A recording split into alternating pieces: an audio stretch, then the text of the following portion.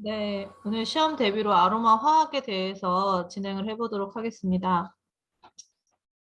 아로마는 에센셜 오일의 아로마 특징은요, 양리작용이 있어요. 그래서 복잡한 화학적 조성물이고 이로 인해서 특정한 향이 나고 특정한 치유 특성에 기여하기도 합니다.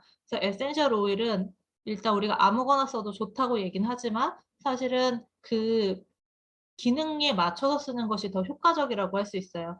그렇게 하는데 기본이 되는 거는 이제 아로마 화학적인 조성이 어떻게 되느냐, 그거에 따라 특징적인 향과 특징적인 그런 특정한 치유 특성이 있다는 것을 알 수 있습니다. 그래서 우리가 오늘 아로마 화학에 대해서 알아볼 텐데요. 일단은 먼저 아로마 화학을 얘기할 때 원소와 원자 그리고 분자에 대한 얘기를 먼저 해보는 게 좋을 것 같아요. 이게 기본적인 거기 때문에 이미 다 알고 계시는 거긴 하겠지만 그래도 한번 확인차 보시면 좋을 것 같아요. 원자 그리고 분자란 무엇일까요? 원소는 물질을 구성하는 가장 작은 요소였다면 원자, 분자는 원소의 모임이라고 할 수 있습니다. 자, 그럼 먼저 원자에 대해 알아볼까요?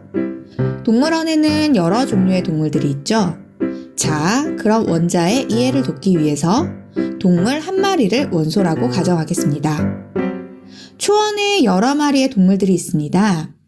그럼 이 동물들의 원소, 원자는 몇 개일까요? 원소는 종류를 나타내고 원자는 원소의 개수를 나타냅니다. 자, 그럼 다시 동물들을 불러볼까요? 먼저 원소부터 알아볼게요. 원소의 개수는 3개입니다. 그 이유는 원소는 종류를 뜻하기 때문이죠. 자, 그럼 원자에 대해서도 알아볼게요. 원자의 개수는 7개입니다. 그 이유는 원자는 개수를 뜻하기 때문이죠. 자, 그럼 원소, 원자에 대해서 어느 정도 이해가 되었으리라 생각하고 이해가 안 되신 분들은 구독과 좋아요를 해주시면 이해가. 이번엔 분자에 대해서 알아볼게요. 원소들은 대부분이 혼자는 불완전한 존재이며 완전한 상태가 되기 위해 분자를 이루죠. 당신은 사랑받기 위해 태어. 자, 그럼 분자 이해를 돕기 위해 나를 원소라고 가정해 보겠습니다. 나를 원소로 가정했을 때 엄마, 아빠라는 원소가 모여 가족이라는 모임이 되죠. 다시 말해서 가족이라는 모임 안에 엄마, 아빠, 나, 동생이라는 원소가 있는 것이죠. 이해가 좀 되셨나요? 우리 몸의 70%를 이루는 물은 수소 2개의 원자와 산소 1개의 원자를 합쳐 분자를 이루게 되죠. 같은 원소들의 모임이라 해도 어떻게, 얼마나, 어떤 방식으로 분자가 되느냐에 따라 많은 것이 달라질 수 있습니다. 현재까지 발견된 원소들은 자연에서 얻어진 원소들과 과학자들이 개발한 원소를 합쳐 약 118여 종의 원소가 있으며 원소마다 성격이 각각 다르지만 저마다 존재의 이유가 있는 것처럼 나 또한 존재의 이유가 있고 나는 원소처럼 무한한 가능성을 가진 원석입니다. 그럼 다음 시간에 만나요. 네, 이래서 원소와 원자, 분자에 관련된 설명을 간단하게 들어보셨어요. 한번 정리를 해보자면 원소는 종류예요. 물질을 이루는 기본 성분 중에서 더 이상 분해되지 않는 물질을 말합니다. 그래서 종류라고 볼 수 있고요. 그 다음에 원자는 개수를 말해요. 그래서 물질을 구성하는 기본 입자를 얘기를 하는 거고, 분자는 물질의 성질을 가지는 가장 작은 입자다라고 얘기를 할 수 있습니다. 그래서 좀 전에 동영상에서 본 거와 같은 이제 식을 보자면 H2O는 물이겠죠. 이 물의 원소는 종류가 몇 개일까요? 수소하고 산소 이렇게 두 종류가 될 거예요. 그리고 원자는요. 원자의 개수라고 했을 때 수소 원자 2개와 산소 원자 하나가 있기 때문에 총 3개다라 얘기할 수 있고요. H2O라는 건 분자겠죠. 그래서 분자식이라고 보통 우리가 얘기를 하고 있습니다. 요 기본적인 걸 알고 계시는 상황에서 이제 우리가 시작하는 저희 아로마 테라피 화학에 대한 얘기를 해보도록 할게요. 아로마 테라피에서는 제일 많이 쓰는 화학은 세 가지 종류로 거의 구분되고 있어요. 첫 번째는 탄소, 탄소와 두 번째 수소, 그리고 산소 이렇게 세 가지를 대부분으로 쓰고 있고요. 그 외에도 다른 성분들이 합쳐져 가지고 만들어지기도 해요. 그렇지만 우리가 이제 시험을 보거나 할 때 나오는 정도까지만 저희가 하기 때문에 이제 더 많은 건 하지 않고 이 세 가지가 포함되어 있는 걸로만 얘기를 해볼게요. 첫 번째는 탄소하고 수소가 합쳐져 있는 분자식을 탄화수소라고 얘기를 하고요. 거기에 산소가 붙었을 때 함산소 화합물이라고 얘기를 하고 있습니다. 여기에 기본이 되는 분자식은요, 이소프렌이에요. 생명의 아주 중요한 기본 유닛으로 얘기할 수 있고요. 아까 물질의 기본 성질로 분자식을 얘기했는데 여기에 분자식은 탄소가 5개고요. 수소가 8개인 분자식을 얘기를 합니다. 이소프렌은 탄소가 5개, 수소가 8개로 구성되어 있어요. 이것이 아로마 화학에서 중요한 이유는 뭐냐면 그 사람과 세균 그리고 식물 이렇게 모두의 공통 분모로 되어 있기 때문에 이 에센셜 오일이 우리에게 아주 강력한 영향을 미칠 수 있는 그런 조건이 될 수 있습니다. 이 분자식으로만 보면은 우리가 알 수가 없고요. 이제 이걸 어떻게 결합하느냐에 따라서 또 나눠볼 수가 있어요. 요 두 개가 같이 붙어 있는 이소프렌이 2개 붙어 있는 것을 테르펜이라고 하는데 이 테르펜 중에 제일 작은 단위가 모노테르펜이에요. 모노테르펜 같은 경우에 화학식은 탄소가 10개, 수소가 16개로 구성되어 있어요. 순수한 탄화수소로만 구성되어 있고요. 이 모노테르펜의 특징은 보면 거의 모든 에센셜 오일에 나타난다고 볼 수 있어요. 대량이 있을 수도 있고요. 소량이 있을 수도 있고요. 거의 모든 것에 있고 이제 없는 것도 있지만 그런 것들은 이제 몇 가지 안 되기 때문에 거의 다 있다라고 보시면 좋을 것 같아요. 모노테르펜 같은 경우는요, 제일 큰 특징이요, 기분을 업시켜요. 그래서 활력을, 에너지를 줄 때 기분을 업시켜서 활력을 주고요. 그 다음에 독소가 누적되는 것을 막아서 독소 배출하는 데 도움이 된다고 얘기를 해요. 그러니까 감귤류의 오일 중에 레몬은요, 우리가 디톡스 얘기 많이 하면서 다이어트 할 때나 이렇게 많이 해독, 이런 걸로 많이 사용하게 되는데 이 레몬 같은 경우는 독소 배출, 잘게 쪼개서 내보내는 역할을 하고요. 그다음에 침엽수 같은 경우는 우리가 산림욕장이나 이렇게 뭐 수목원 같은 데 가면은 피톤치드 이런 얘기 하잖아요. 그러면서 이제 기분이 뭐 활기차지고 그다음에 뭐 가슴이 뻥 뚫린다 이렇게 얘기할 수 있기 때문에 기분을 업시키는 그런 역할을 한다고 할 수 있습니다. 모노테르펜은 기분을 업시키는 그런 역할을 하고요. 두 번째로는 세스키테르펜인데 이소프렌이 3개가 있다고 보시면 돼요. 그래서 탄소는 15개, 수소는 24개로 구성되어 있어요. 모노테르펜보다는 분자가 좀 커요. 그렇기 때문에 이 그 모노테르펜이 들어갈 수 있는 부분까지 들어가진 않지만 다른 곳을 더 지원할 수 있어요. 방어 시스템을 지원한다고 얘기를 하고요. 우리가 BBB라고 얘기하는 뇌혈관 장벽을 지나갈 수 있다고 알려져 있습니다.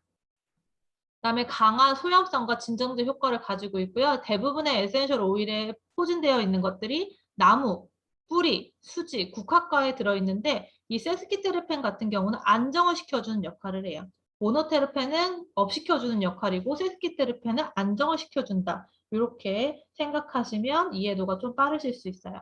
이제 여기까지는 테르펜이었고요. 여기에서 산소가 붙는 함산소 화합물에 대한 것을 알아보도록 할게요.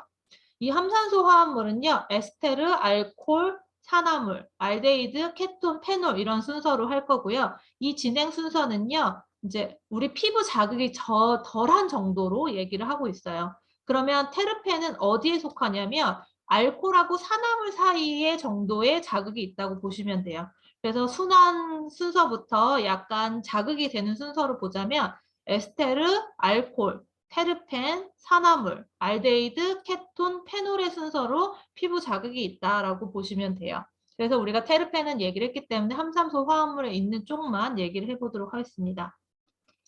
첫 번째는 에스테르인데요. 에스테르는 가장 순한 에센셜 오일이다라고 얘기를 해요. 화학식까지 설명하진 않겠지만 중간에 산소가 들어있는 걸 볼 수 있죠. 대부분이 독성과 자극이 없고요. 진정시키는 역할을 하고 긴장 완화 이런 것들이 많이 사용이 돼요. 그 다음에 우리가 알고 있는 것 중에는 향수에 많이 이용된다라고 얘기를 하고 있고요. 이 에센셜 오일 같은 경우 꽃 계열에 많이 포함되어 있고요. 그리고 좀 특이하게 감귤 계열 중에 베르가못이 에스테르가 좀 포함이 되어 있는 게 특징이라고 볼 수 있습니다. 그래서 이 우리가 많이 사용하는 것들, 그래서 향수를 얘기를 했을 때 에스테르 계열이 많이 들어있다라고 보면은 꽃 계열의 오일들이 많이 들어있는 것으로 확인이 될 수 있어요. 자, 그 다음에는 모노테르펜 알코올인데, 알코올에서는 알코올도 순하고 그 자극이 적고 유아나 노인에게 모두 사용할 수 있는데, 이 알코올은요 모노테르펜 알코올과 세스키테르펜 알코올 이 두 종류로 나눌 수 있어요. 함산소 화합물에서는 이제 모든 것들이 사실은 모노테르펜과 세스키테르펜이 다 포함되어 있긴 한데, 지금 말했던 에스테르도 특정한 테르펜이 많이 들어있기 때문에 굳이 사용하지 않지만, 이 알코올 같은 경우는 모노테르펜과 세스키테르펜 함량들이 각각 있기 때문에 이렇게 나눠서 설명하기도 합니다. 첫 번째 모노테르펜 알코올 같은 경우는요, 이 모노테르펜과 같이 기분을 업시켜요. 그런데 테르펜보다는 좀 더 순하다라고 볼 수 있고요. 그 다음에 면역 체계를 자극해서 불안감을 해소하는 그런 역할을 합니다. 그래서 꽃 계열에 많이 들어있다라고 할 수 있고요. 두 번째로는 세스키테르펜 알코올이에요. 세스키테르펜 알코올도 역시 독성이나 자극이 적기 때문에 유아나 노인에게 사용하기가 좋습니다. 그리고 모노테르펜 알코올에 비해서 양리학적 특성이 되게 다양해요. 그래서 일반화하기는 어렵지만 대부분은 항알레르기에 좀 도움이 되고요. 그다음에 근육과 신경을 강화시킨다라고 얘기를 할 수 있어요. 그리고 장미에 있는 그런 세스키테르펜 알코올 같은 경우는요, 그 박테리아의 발육을 억제시킨다라고도 해서 이 특성들이 각각 다르다고 볼 수 있습니다. 뿌리 계열의 에센셜 오일에도 세스키테르펜 알코올이 많이 포함되어 있습니다. 다음에는 산화물인데요. 옥사이드라고 얘기하고요. 거담제 역할을 하고 자극성이 좀 있어요. 이 거담이라는 거는요, 우리가 그 가래라고 얘기할 수 있거든요. 보통 우린 가래라고 얘기를 하는데, 우리 폐하고 이 기관지 쪽에 많이 되어 있어요. 그래서 이런 것들을 좀 이제 빼주는 역할? 그렇게 보시면 되고요. 시원하고 상쾌한 향으로 호흡과 정화에 굉장히 도움이 되고 활력하고 생기를 줘요. 아무래도 이게 시원하고 상쾌하면은요, 에너지가 많이 생기거든요. 그래서 활력이 있다라고 볼 수 있고, 여기에 포함되는 건 유칼립투스와 로즈마리가 있어요. 이 안에 보통 그 옥사이드라고 하는 계열은요, 18시네올이라는 성분이 있거든요. 그것들이 들어있는 게 옥사이드 계열이다라고 보실 수 있습니다. 이제부터는 이제 자극성이 이제 조금씩 있어요. 그래서 이제 산화물이 자극성이 있었고요. 그 다음에 알데히드가 있는데요. 알데히드 같은 경우의 특징이 중추신경계를 진정시키고, 그다음에 체온과 혈압을 강화시키는 그런 기능이 있는데, 우리의 감정을 진정시키고요. 신경계를 안정시키는데, 이 신경계를 안정시키는 게 중추신경계를 진정시키기 때문에 그래요. 중추신경계는 우리가 흔히 알고 있는 뇌 있잖아요. 뇌와 연결되어 있는 척추 안에 들어있는 척수와 뇌를 합쳐서 중추신경계라고 얘기를 합니다. 그리고 그 중추신경계를 필두로 해서 주변으로 다 뻗어나가서 우리 손끝까지 있는 그런 신경계는 말초신경계라고 얘기를 해서 중추신경계와 말초신경계가 합쳐서 신경계라고 얘기를 할 수 있어요. 그래서 이 중추신경계를 안정시키면 아무래도 통증이 조금 더 진정이 된다라고 볼 수 있고요. 그 다음에 체온과 혈압을 강화시킨다고 얘기를 하지만 우리가 기본적으로 가지고 있는 우리의 그런 체온의 항상성을 유지시켜주는 데 도움이 된다라고 볼 수 있습니다. 여기에 포함되는 건 레몬그라스나 멜리사 등이 있고요. 좀 자극이 있어요. 그래서 이거를 이제 원액 자체로 쓰시는 것보다는 조금 더 희석해서 쓰시는 거나 아니면 디퓨징 하는데 물에다가 좀 희석해서 쓰시는 그런 쪽으로 하시는 거를 권장해 드려요. 그 다음에는 케톤인데요. 케톤은 점액을 묽게 하는 기능이 있고요. 세포의 성장을 촉진시키는 그런 기능을 가지고 있어요. 그렇지만 여기에서의 특징 중에 하나가 약간 자극성이 있기 때문에 많이 사용하기는 어렵고요. 좀 적게 사용하시는 게 좋고요. 그 다음에 이 케톤에서 점액을 묽게 한다는 게 굉장히 중요해요. 좀 전에 옥사이드는 거담, 가래를 없애는데, 가래를 줄이는 데 역할을 한다면 이 점액 같은 경우는요, 우리의 몸의 거의 대부분의 이 점액질로 되어 있어요. 그러니까 뭐 이제 입 안도 그렇고 뭔가 막이 씌워져 있는 듯한 그런 느낌이 드는 것들은요, 이제 코팅제 이런 역할을 하는 것들이 점액인데 이게 너무 끈적끈적하다 보면은 문제가 생길 수 있기 때문에 순환이 잘 되게 적당히 점액질이 나올 수 있게 하는 것을 이제 케톤의 역할이라고 볼 수 있습니다. 마지막으로는요, 페놀이에요. 페놀 같은 경우는 이제 우리가 알고 있는 화학적 페놀도 굉장히 강하지만 식물계에서도 가장 강력한 항균이랑 살균 성분을 구성하고 있다라고 얘기를 해요.